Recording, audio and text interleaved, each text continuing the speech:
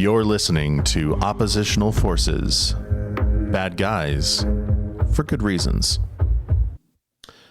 All right, ladies and gentlemen, welcome back to Oppositional Forces. I am your host, Scotty Don't, and with me, as always, the lovely Vanna White. No, we don't have Vanna? Okay, no Vanna. Okay. I guess it's just Mr. Frost then. Mr. Frost, say hi.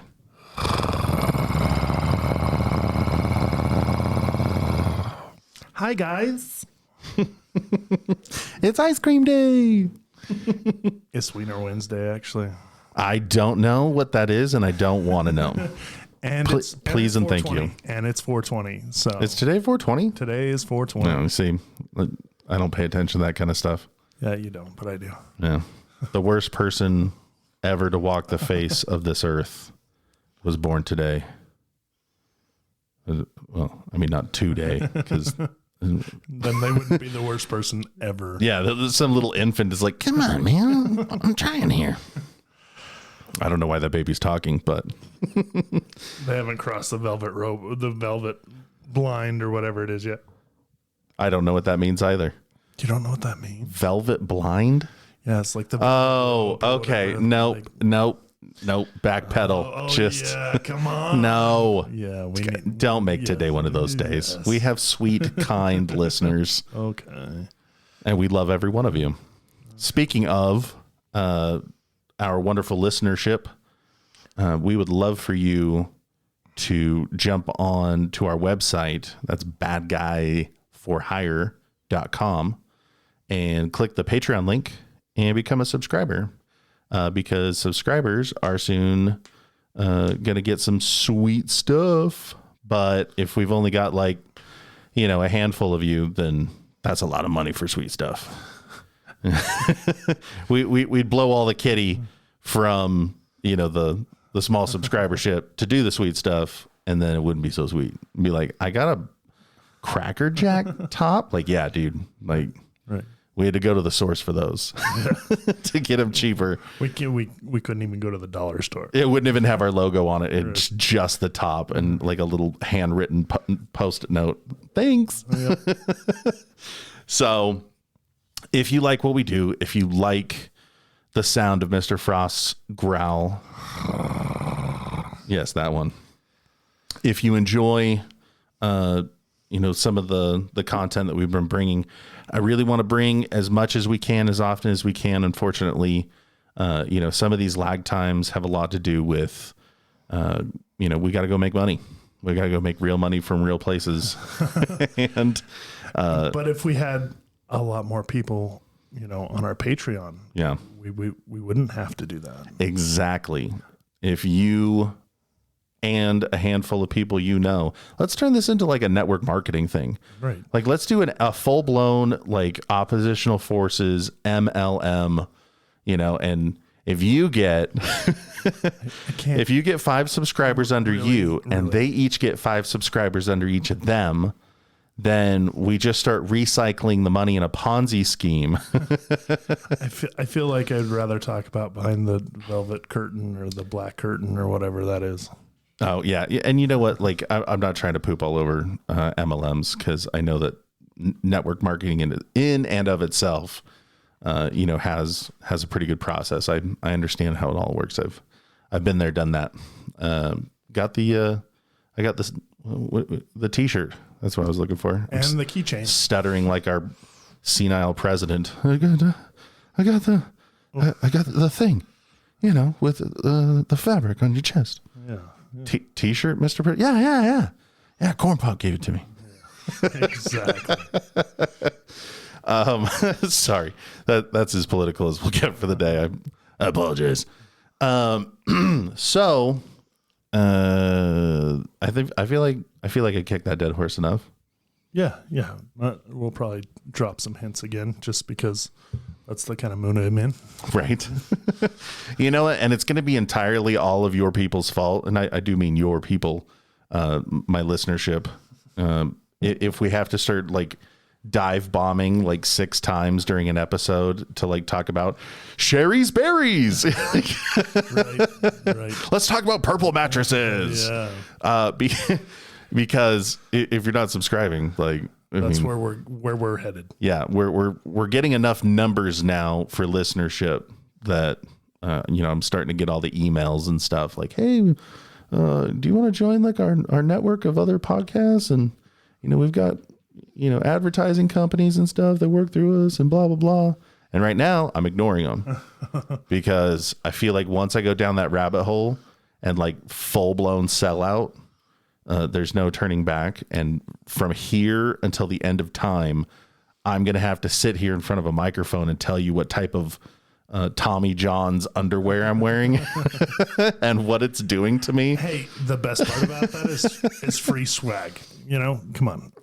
Well, yeah, I mean, if they're cool products like, I don't know, like Dr. Squatch or, something like that, like, hey, I'll what?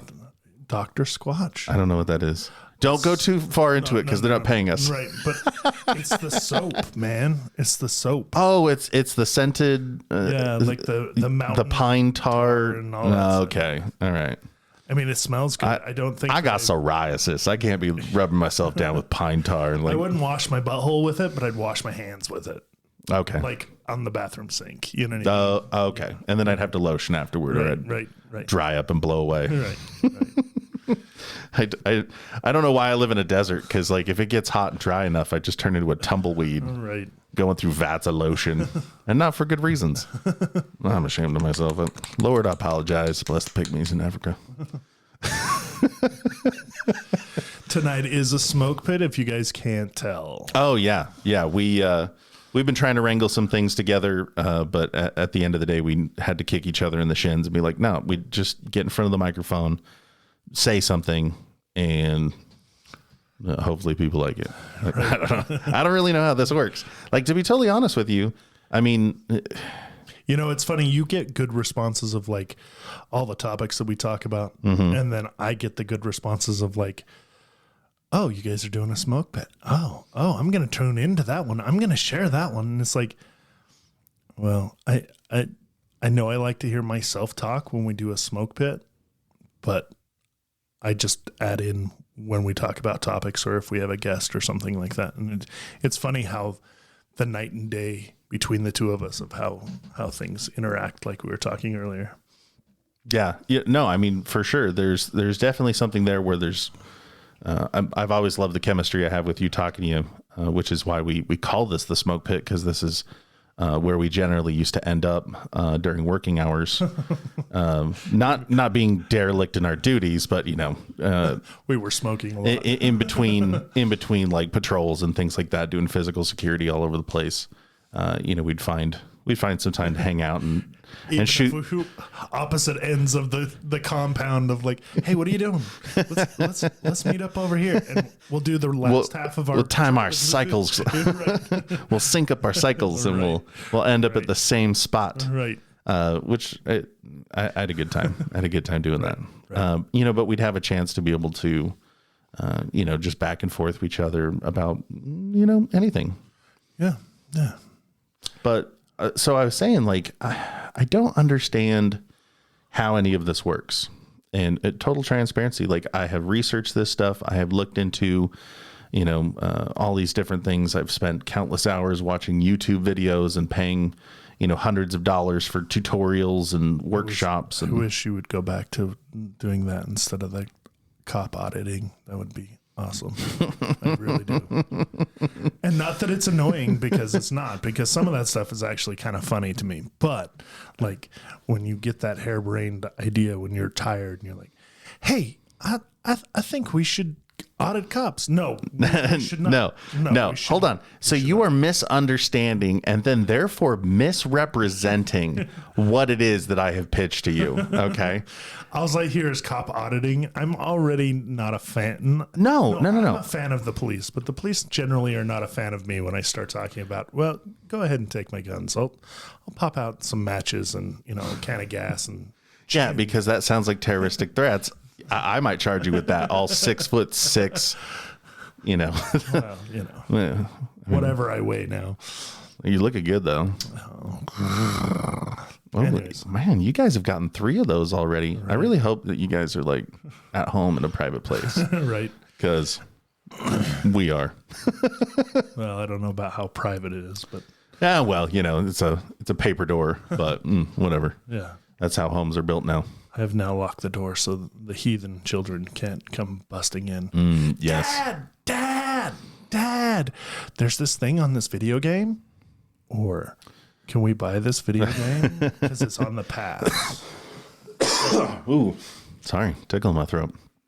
Yeah, so these smoke pits to me represent, you know, a opportunity to not sit in front of my laptop for an hour and a half while Mr. Frost stares at me and grinds his teeth as I clack away at, you know, different information preparing for episodes. It's a nice break.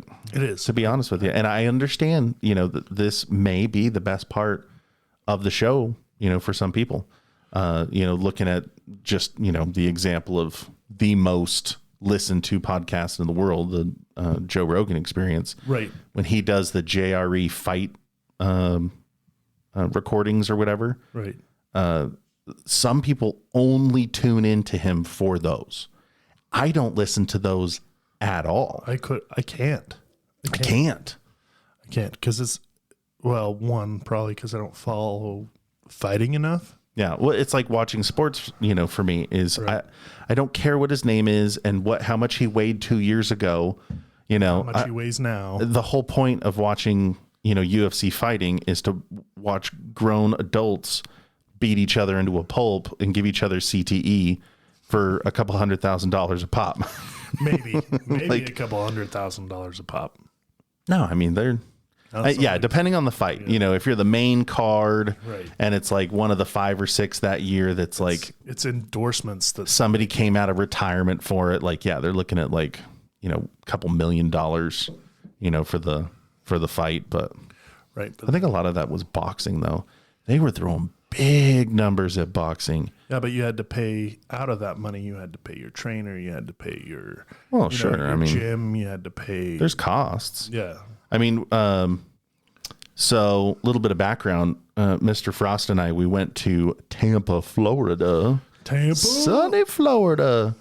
And we were there for about a week, part of which was a big networking thing that we do every year with other like-minded individuals like ourselves that do protection and security and bug sweeps and surveillance and PI work and all sorts of stuff. Shout out to Mr. O'Rourke. Tim O'Rourke.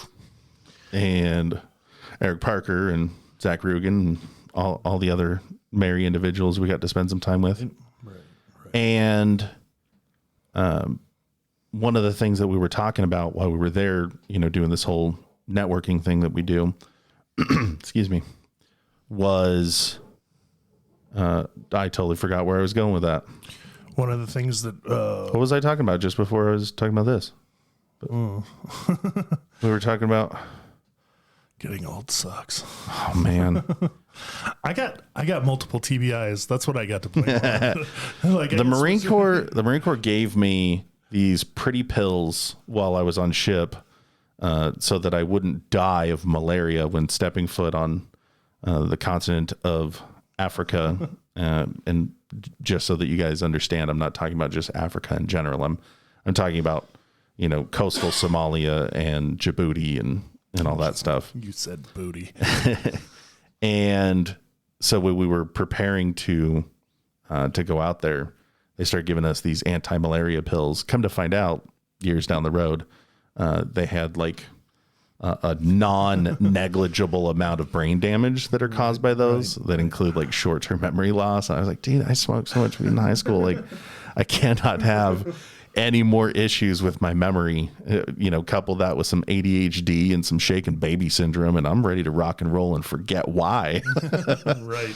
So we were at this networking thing, and we were talking.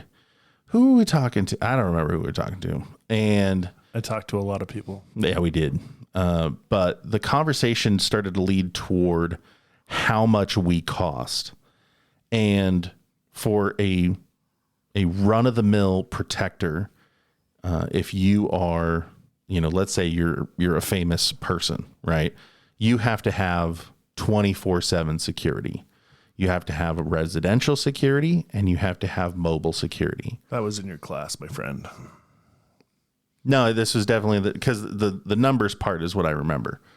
Not just the advanced class that I was taking, but anyway, so I mean, when you start dialing the numbers, maybe it was in class. Man, those pills.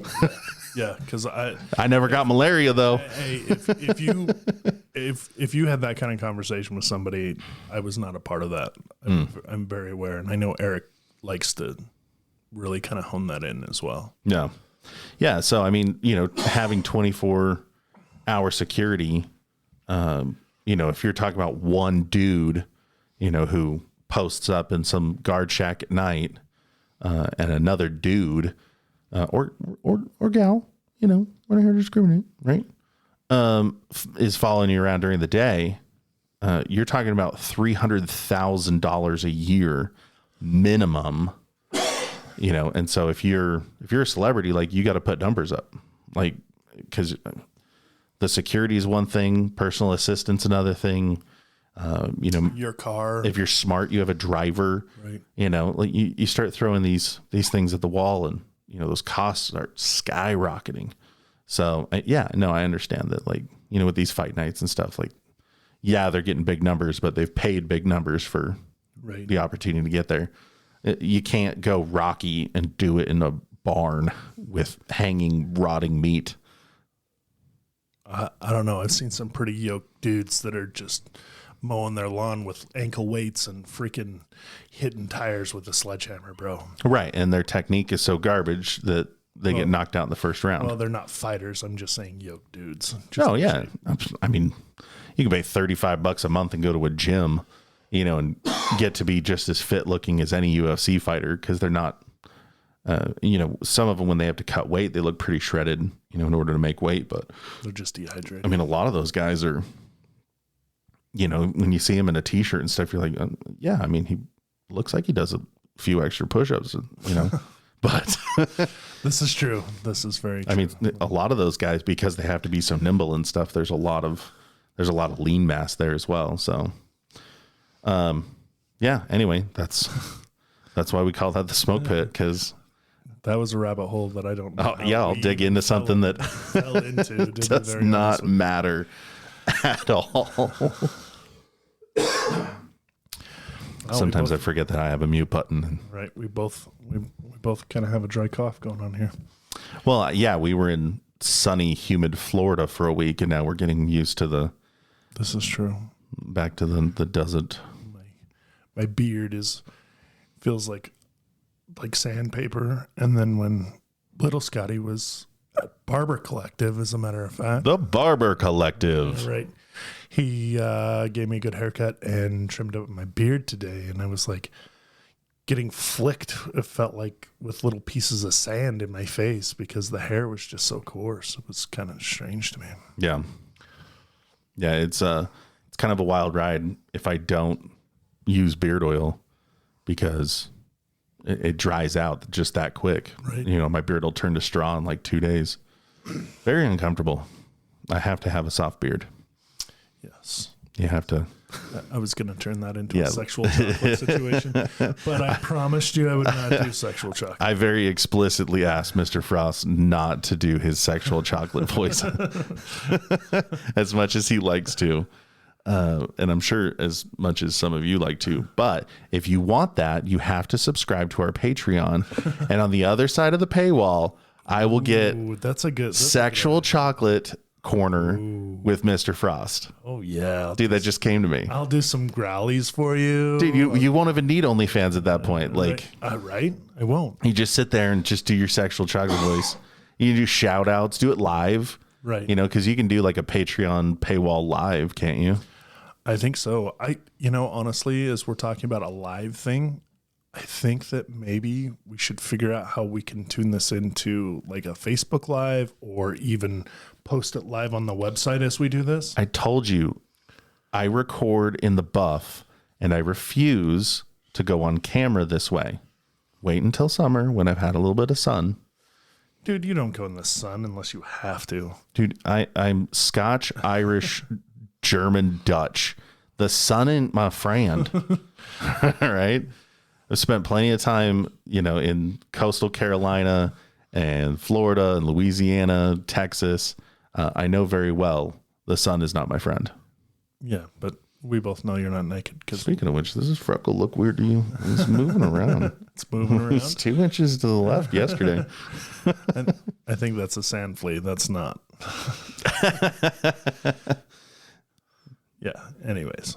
So, what I was saying is I think that if we could maybe do this live and even stream it through the website, that might actually be kind of cool. Well, yeah, because I have our YouTube channel tied to the website. We could, in theory, I'd have to poke around at it. But why don't you guys... But that could be part of the Patreon thing. That's what I'm saying is that portal of like, you want to watch us.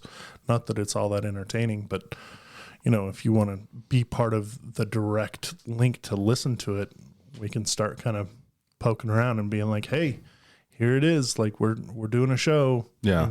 I may have to phone a friend to figure out how that whole paywall thing works. 'Cause it's like Chinese to me. So, I mean, we can definitely dial that in, but. Well, I know there's that thing like Stitch for like those people who, the Disney movie? No, Stitch. It's like the people who play video games and stuff like that. And you can watch them play Twitch real time. Twitch, Stitch, Twitch, whatever. I don't know. I don't know either. I don't watch that stuff for whatever reason. Like my Facebook algorithm every now and again is like, hey, do you want to watch guys play video games? Like, no, right. Not at all. I don't even. You know who does like to watch people play video games?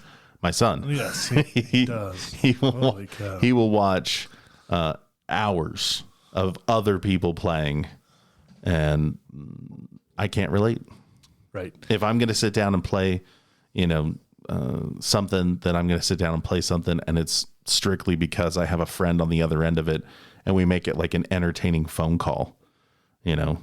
I don't know how people can sit there and not be involved with the conversation. The person who's twitching, or do you call it twitching or just streaming? I don't know what you would call it. I don't know. I know that you're not part of the TikTok community because you're above that, but no, I'm not above that. It's a serious security concern. It literally can. Okay, Facebook. Okay. Yeah, no. So Facebook is terrible as well, but it's all about advertising dollars. TikTok has been shown verifiably. Who cares? The Chinese Communist Party. Okay, but you share TikTok videos can bleed their way chat into your user data. Okay, so if it's linked to that, you better stop sharing TikTok videos off of Facebook. No, that's not how that works. How do you know? Well, because it doesn't have any software. There's no software on my phone for TikTok. Sure, there has to be. No. There's a link to it. No, that's not how. Yeah, you're sending a link to the. It's in a portal. Still doesn't matter. It's a link. It's attached. Okay. Well, we can have arguments about this. It's still attached. I don't care what you say. It's still attached. I tell you what. I will bring my buddy Mike on here, who does legitimate hardcore hacking. He's a white hat. Well, he's grayish hat hacker. I don't know if I'm allowed to say that. He's a white hat hacker. He's not coming on here now. Congratulations. He's done a bunch of stuff, and I think he would be able to better explain it to you. I would direct you to listen to. I think it was Mike Baker and Joe Rogan. They had a long talk about this not too long ago. If Joe Rogan, okay, so if Joe Rogan is totally opposed to TikTok, he better get off of TikTok. That's all I'm saying. What I'm saying is the information that was provided in his show. Does that mean he always takes in everything that's discussed? I'm just saying there are some people out there that are like, oh, don't use this platform, but yet I know that it's probably somebody else running it, but it's still him. It was Mike Baker. Yeah, episode 1793. They talk about like you know, how, or maybe it wasn't. Maybe it was the last. It's not important. It's not important. I'm not going to dig that deep into it. 1793. He's on episode 1793. No, he's like 20 ahead of that. I had to scroll down to see the. That's so crazy because I remember. And that's just the numbered episodes. 300. Yeah, but I'm just saying, like, I remember starting to listen to Joe Rogan at 300. Yeah, that's crazy. No, and because of how long he's been podcasting, like, I mean, it was back before episodes were even a thing where he's sitting around in like a garage BSing with his friends. So humble beginnings. Humble beginnings. I doubt we're ever going to get to that level of listenership, but if we can get, that would be so cool though. If we can get the right type of information to the masses, I mean, that's the goal. I don't care whether I make a bunch of money from this. I've got to make it so that I make the money that needs to be made so that I can pay it forward to the people who made this possible for us. But speaking of which, shout out to our executive producer, Tom Larson. Mr. Larson. Big love. And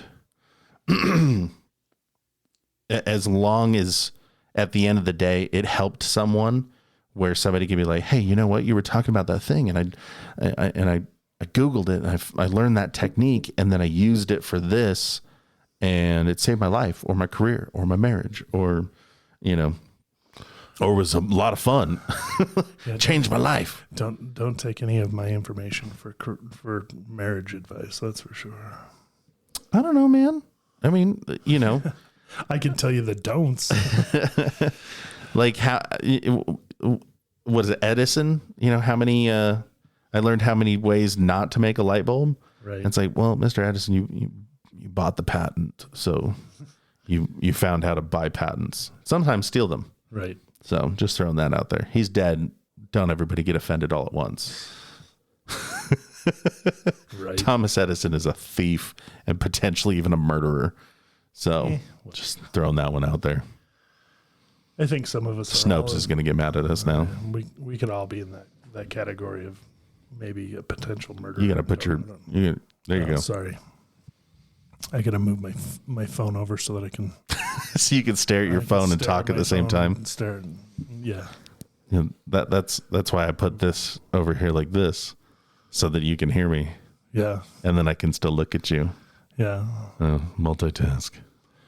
So, one of the things that I was doing this week is I found something very interesting, and maybe the rest of you might find this curious as well. There's this thing called septed, and here we go. I was learning about this at the advanced course that I took after our big networking thing. I've talked about this before. If you're not training, like you're losing skills, right? If you're not learning and developing and then practicing that stuff and then learning and developing and then practicing, like you're regressing. So, it doesn't matter what you are, a doctor, a lawyer, things change every day, right? Precedence changes, the rules and laws change, medicine changes constantly. If you're not up to date, on what the best practices are today, and you're still living, medical school 101 from 1998, guess what? You don't know medicine now. Basic truths, the constants, but there's plenty of that stuff that changes too. So I was in Florida and taking an advanced protection course from Select International. Shout out to Eric Parker. And we started talking about this thing called, what did I say it was? Septed.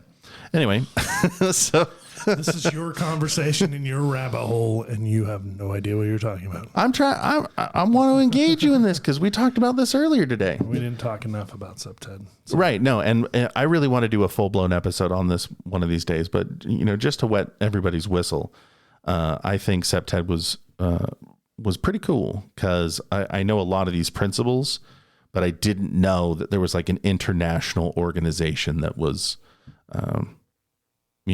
kind of in control of the future and the program and credentialing and all sorts of stuff for what's called crime prevention through environmental design.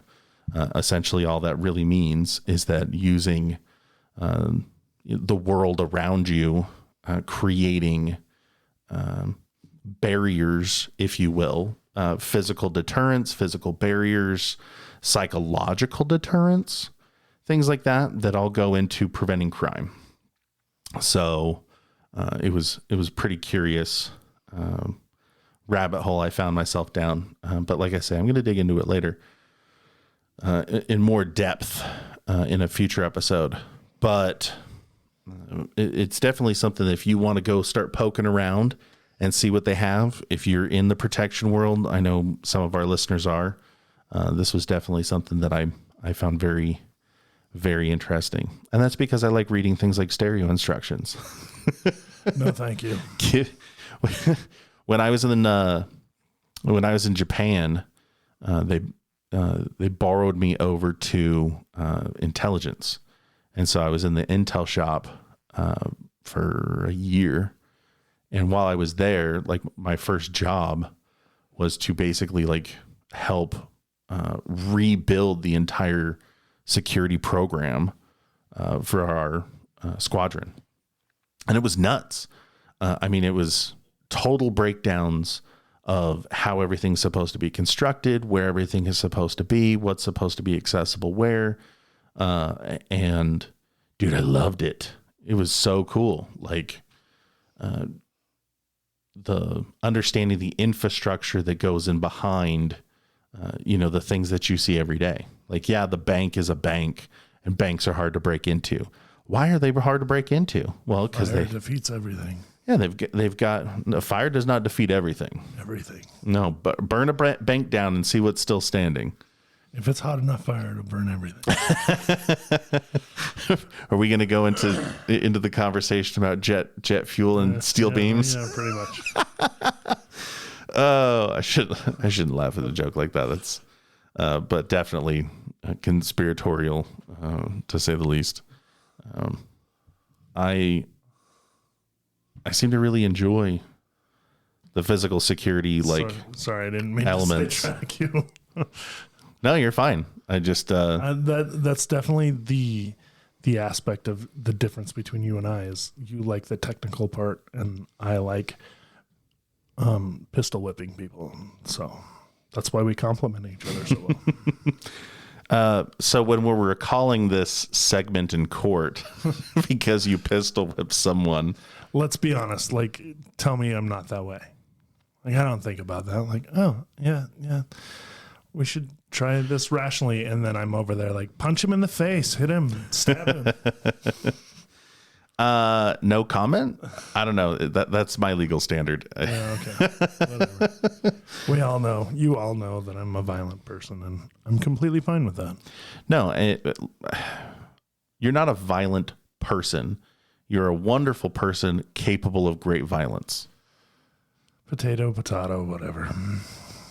If you were a violent person, I don't think we would have nearly as strong of a relationship as we do, because you'd be using me as a punching bag all day. Oh, that's true. And I wouldn't stand around for that. Well, actually, you've probably been stabbed a few times already, if that were the case. Yeah. Yeah, when you get stabby and I see it in your eyes, I know, like, all right, either change the subject, Scotty, or shut up. Or feed him. It's usually feed me. Speaking of feed me, let's talk about Sherry's Berry. No. Right?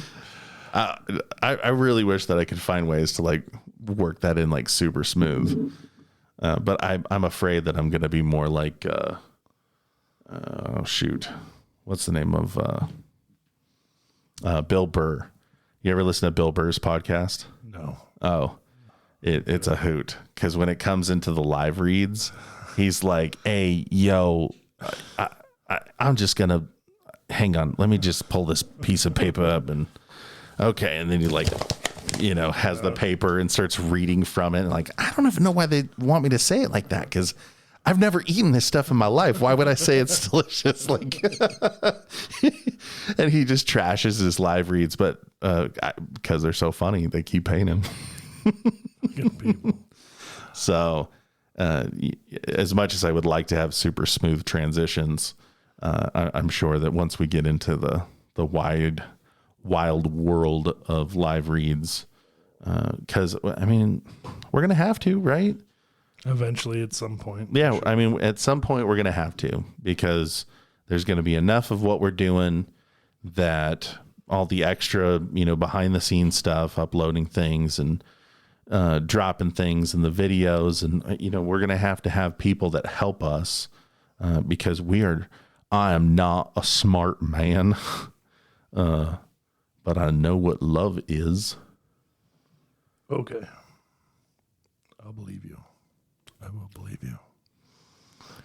Because the technology only gets more complicated from here. I'm lucky enough to have very kind, wonderful people in my life, to include our executive producer, Tom Larson, who helps educate me in things so that I don't just totally foul and fumble the ball every day. But hey, pause me for a second, or mute me so I can adjust this mic. Done. Say less. And now you guys are all mine. And Mr. Frost, he's gone the way of the great white buffalo as he tries to adjust his microphone into some sort of fashion. And now he's nodding at me like he wants to be unmuted. And I can talk loud enough if you want. Or I'll just come stand by start shouting towards my microphone. Or we'll just share a microphone, and then I'll spit on you and in your mouth. And oh, sorry. Well, we won't go that direction. Went wild really fast. It was incredibly aggressive. I'm into it. Violence begets violence, my friend. It's true. Yeah. So, I mean, that's kind of what I was being about. Speaking of which, I took that medical class, the Stop the Bleed, TECC class. Yeah, I'm a little discouraged that I didn't take that class with you. That was so dope. I did not. I'm not a smart man. I think I just covered this a few minutes ago, right? I need to have some like tactile eating crayon level like moments in order to grasp certain things.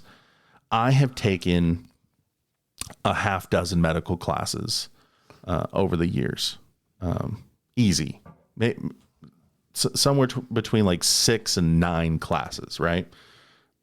This was the first class that there was an actual physical, practically applied presentation, and then the action thereafter of learning how to properly pack a wound.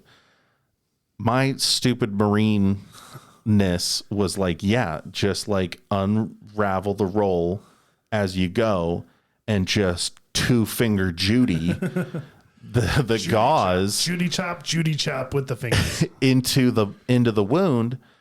And I mean, technically that works, in a pinch, sure. In a pinch, but like, there's a way to do it. There's a way to do it right. And nowadays they have specific, like, I mean, you can buy cheap gauze, sterile gauze, right, for emergency wound packing, and that's fine. But they have gauze now that has a special pigment that runs in the entire strip of the gauze that is X-rayable, that shows up on X-ray, because regular gauze won't.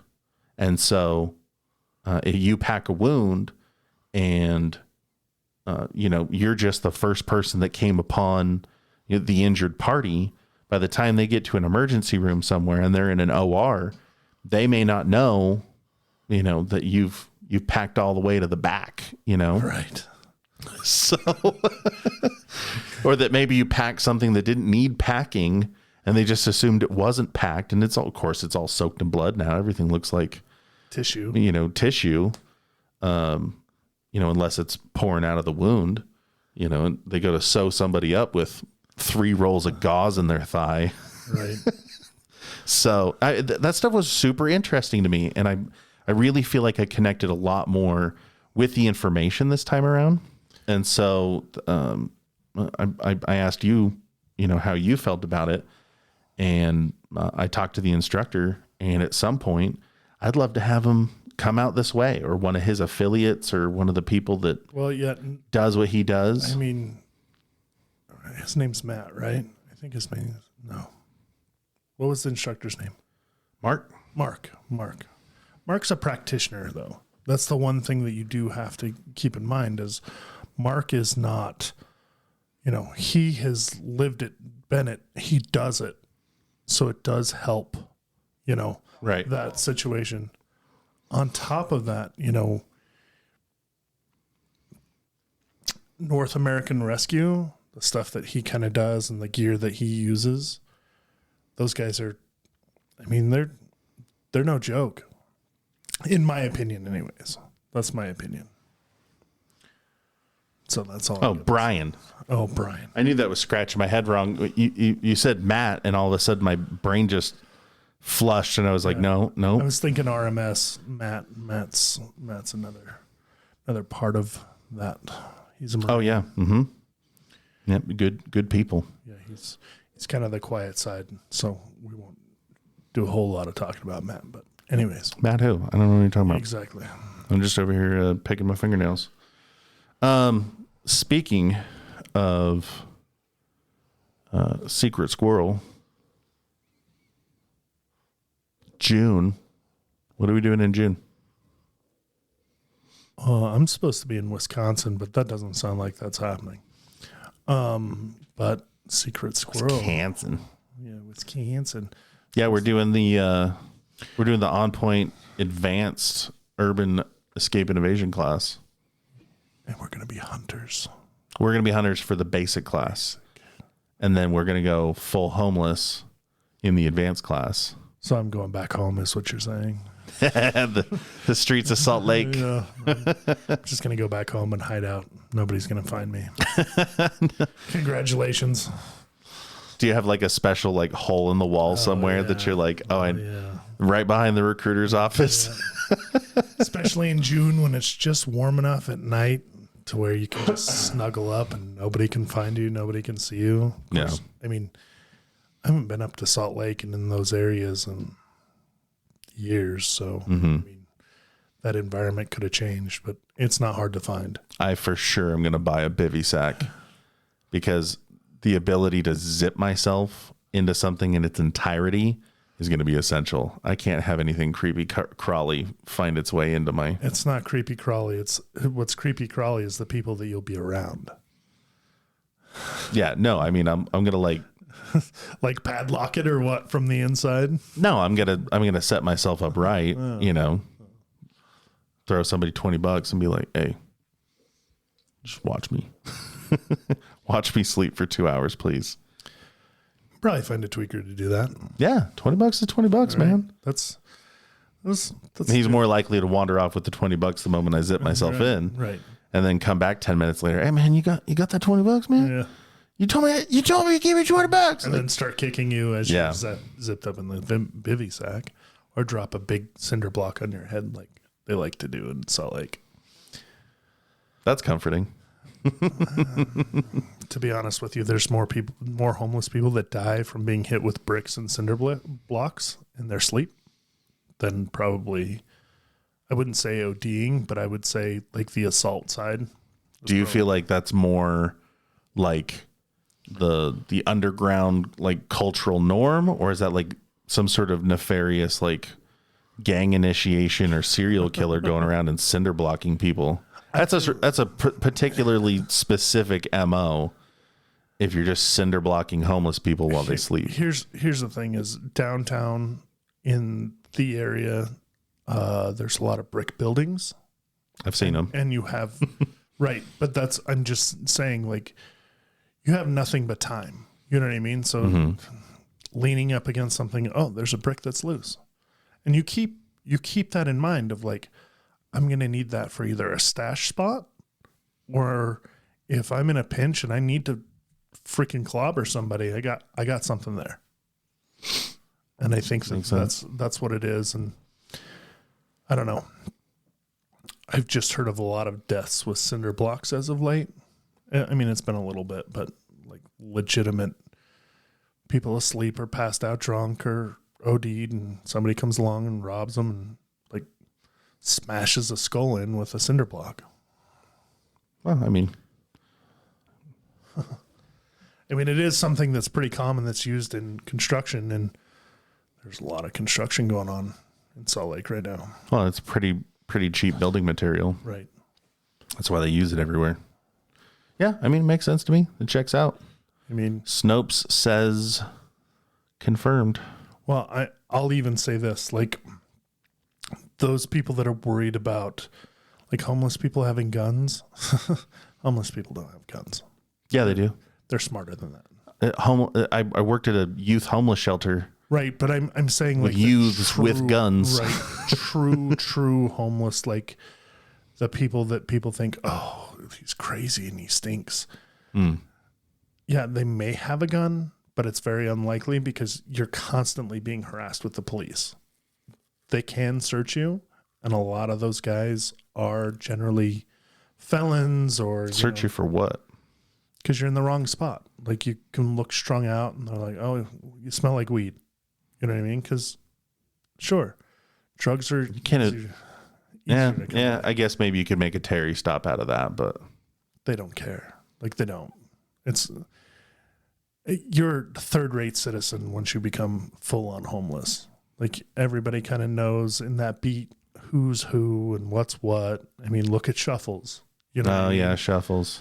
But if you find somebody that packs around some stuff like in a cart or whatever, I guarantee you they're going to have either like a sharp object or like a butter knife or something that they found in the trash. Mm-hmm.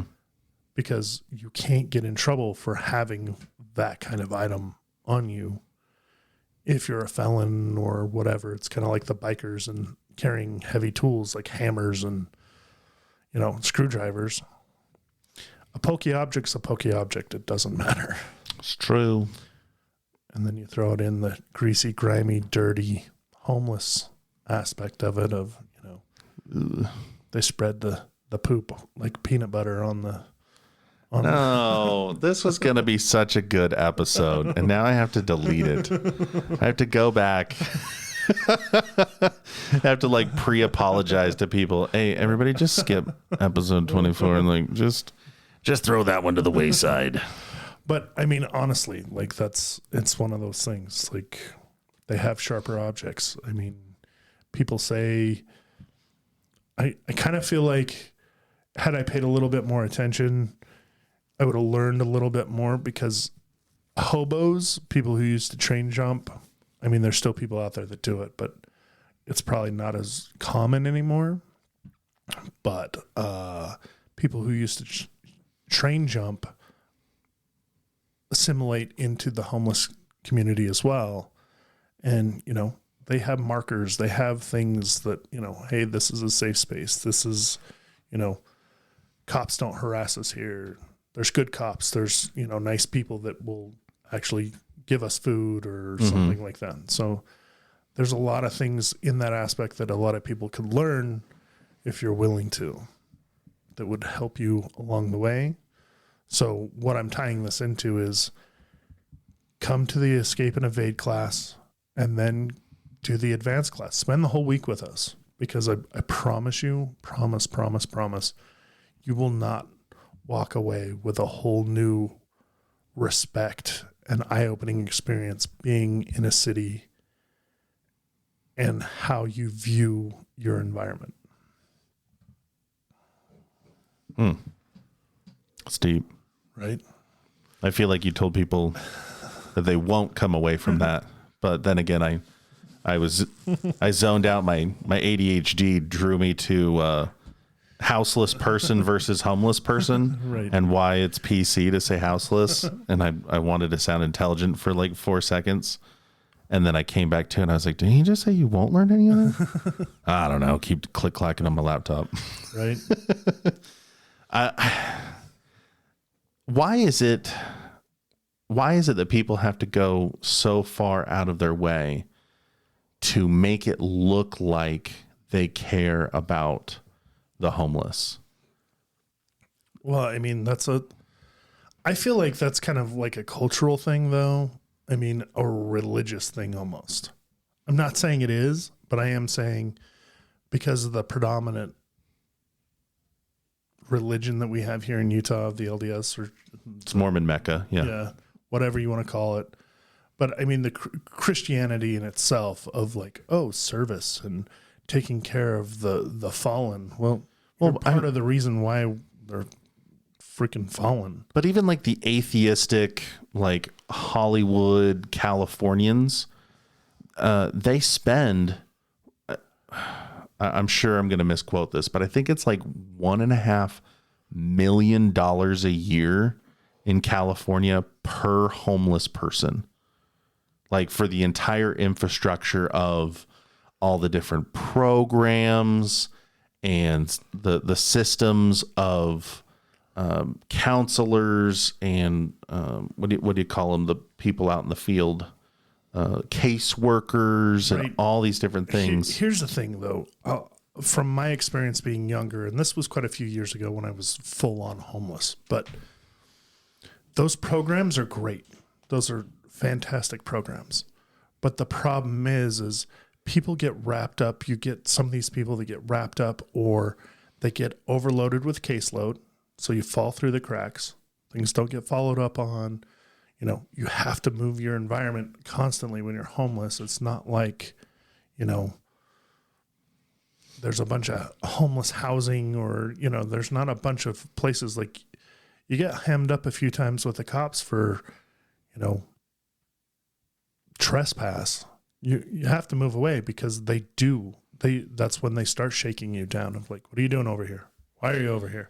Yeah, no, I but told you can't be over here type of thing. But what I mean is like, we spend so much in even just taxpayer money, but also nonprofits and, these charitable organizations, the 501c3 groups that are out there. You've got churches, right, and, different types of outreach institutions all working on the same thing. So per capita, you're spending more per homeless person, than most people see in 2 or 3 years of working full time, and it gets nowhere.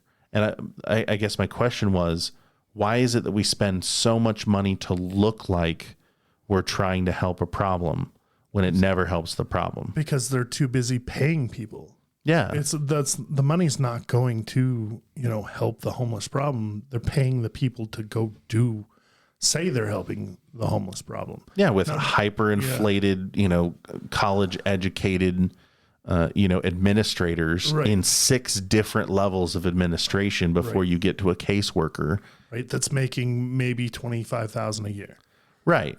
Well, I mean, California, they're probably doing better than that, but, not by much. Even if they're doing better than that, it'd be like making $25,000 a year elsewhere. Right. You know what I mean? Yeah. And it's friggin' ridiculous, because you're paying, administrators, $350,000, $400,000 a year, to manage a department in a county. Right. Where you've got, let's say 1,500 homeless people, and you yourself with that giant super inflated paycheck get nothing done, nothing that you can show. And so all of your data is all crunched in like how many needles you distributed and how many Narcans, were administered and, right, quote unquote lives saved. And I also kind of feel like how many coats you gave out. Right. I I think there's a lot of people that take advantage of the system as well in that aspect, but here's another aspect of that too. I think that people mean well, but I get real tired of seeing the videos of like somebody sitting across the street and they go help some homeless dude and get him a haircut and, you know what I mean, get him a sleeping bag and take him out for the day and give him a shower and a room room for the night. And they got to document it and share it on Facebook or. Yeah. Look how great I was. Yeah. Like I hate that. Like those guys who are running around tipping like $10,000 to waitresses. Right. Like, not that the waitress can't use the money or the homeless person can't use the shower and the haircut and someone to, you know, treat them like a human being for the day. Right. But that's as far as it goes. If you just adopted that person because you really cared, you just adopted that person. I saw a video like this not too long ago where the dude, like, from start to finish, like worked toward getting him like new teeth because he had like 3 teeth left in his mouth. Was that the guy that had the sign that said, you know, we'll work day or night? Yeah. Yeah. You saw the same video as I did. You know, went all the way through the process, got him a job, got him stable housing. Like if you had a caseworker that was making $400,000 a year with very little, you know, administrative oversight, and they had, you know, a similar budget for the individual, and you just shadowed one person from start to finish, and your sole job every day was to make sure that that person ate, showered, slept in a you know, a safe place, you know, got therapy, got on the right medications. But every time, you know, like, you know, the cops are the ones who go and pick these people up. The cops put them in a holding cell. At some point they get determined by, you know, the previous paperwork that, you know, follows them once they've been booked in. Oh, we're supposed to call this caseworker if we pick them up. Right. Call the caseworker. Oh, Tommy, you're back in the holding cell again. Like, okay, let's get you over to the, you know, the psych ward, and you'll spend 24 hours there while we dope you up to a drooling mess and then dump you out 2 days later on a bus ride. Right. Like here's the other thing is homelessness. Not everybody wants to be homeless. I'm going to say that, but you become accustomed to it. Well, it's like people in prison. Yeah. You become assimilated to the situation, and you've learned how to be that way and how to do that's normal.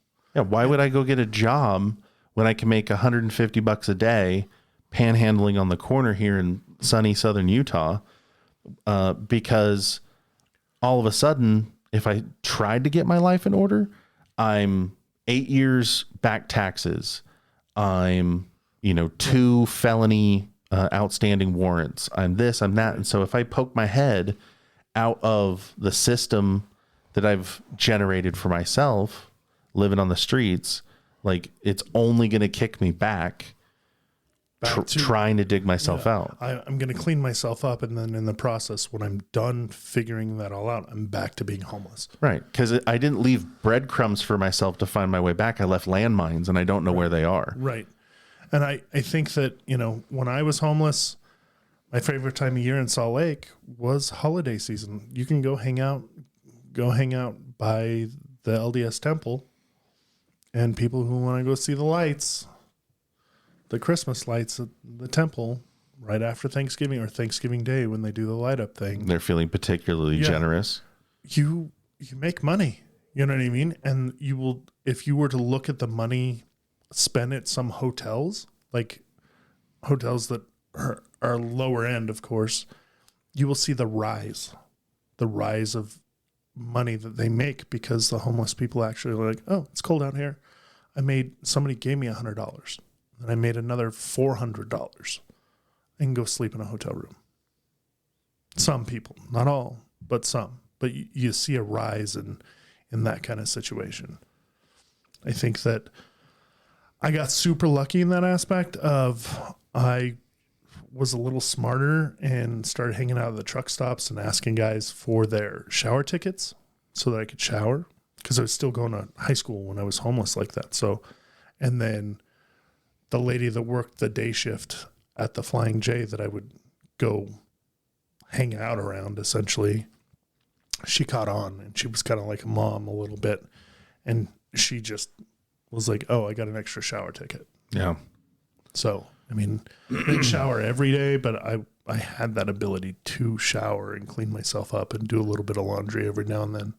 So I was lucky in that aspect. Well, I'm definitely going to glue myself to you when we go to Salt Lake in June. You know he's not going to let you. Let me. He can't stop me. True, but I'm just saying. You're going to be the Jedi, and I'm going to be the Padawan. You and show me the ways, Master. And David and Liz. David could shove off. You heard me, David.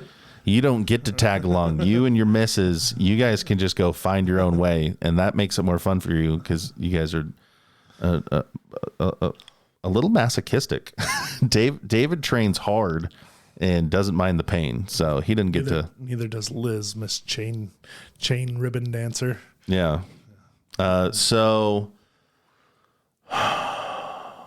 go to onpointtactical.com. Kevin Reeve is putting on that class. We've talked about it before. It's going to be super dope. We'd love to see all of you. There's a basic class that goes before that. It's 3 days. And then there's the advanced class. That's another 3 days. But the basic class, you do all sorts of fun stuff. I've talked about it a million times before, so I won't kick that dead horse, but go to onpointtactical.com. You'll see what I'm talking about. Other than that, we're kind of at the end of the night. I see you rubbing your eyes, and yeah, I've kind of talked myself out. I gotta go tuck the heathens in. I'm raising little libertarian homeschooled heathens that need a good night's sleep and don't have to hear their father yelling from the other room like, "You goddamn homeless and the police!" And that's true. Picking locks. They are just down the street from us through this door. Yeah. So I love all of you, but I think it's about time that we blow the door and get the hell out of here.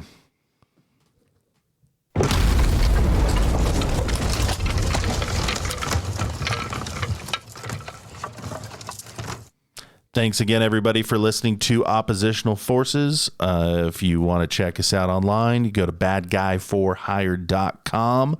We've got a Patreon. We've got a Facebook group. We're on Instagram.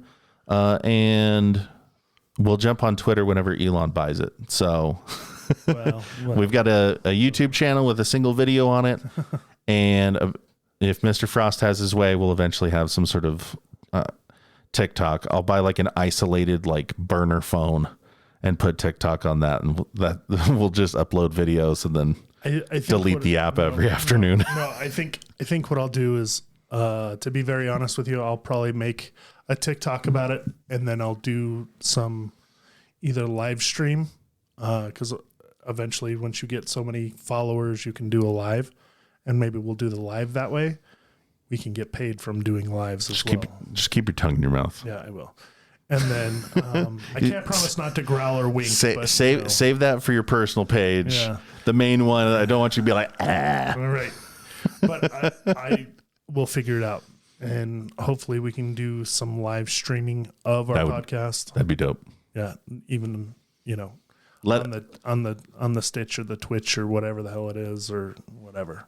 We'll figure this out. Hey, reach out to us. All of our information's on our website. Reach out to us. Let us know what you want us to do and how you want us to do it, what you like, what you don't like, where we can shove it, and we will listen, and maybe we'll do it. Maybe we won't, because you're not my real dad. Anyway, thanks again, guys. We will see you on the flip side. Thank you for listening to Oppositional Forces, Wage War, and Stack Bodies.